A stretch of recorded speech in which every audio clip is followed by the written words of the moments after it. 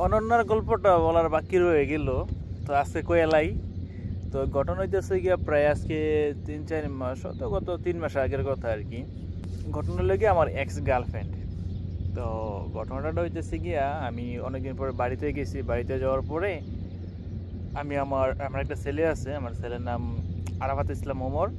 তো ওনে নিয়ে আমি রাস্তার পাশে দিয়ে হাঁটতেছি, আমি হাতে ধরে আমার আঙুলে ধরে আমি হাঁটতেছি। তো আমি রাস্তার এক পাশে দিয়ে হাঁটতেছি।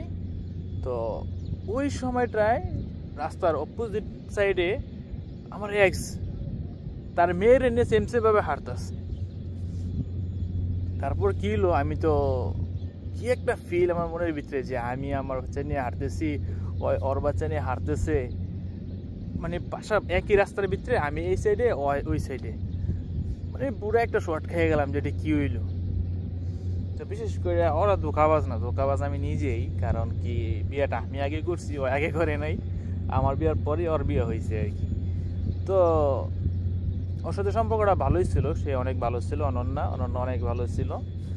তো এখনও সে আমাকে রেসপেক্ট করে আগেরই মতো। আমাদের সম্পর্কটা আগে যেরকম ছিল ভালো তেমনই। তো আলাদা আলাদা হয়ে গেছি, সে অন্য কারো আর আমি অন্য কারো হয়ে গেছি, কিন্তু সম্পর্কটা যে একটা মধুর হয় সেটা এখনও আছে।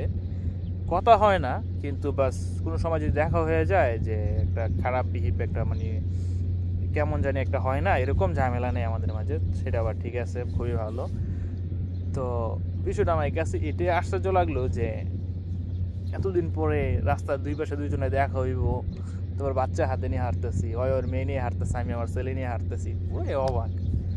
তো যাই হোক, আলহামদুলিল্লাহ ওই ভালো আছে, এটাই ভালো।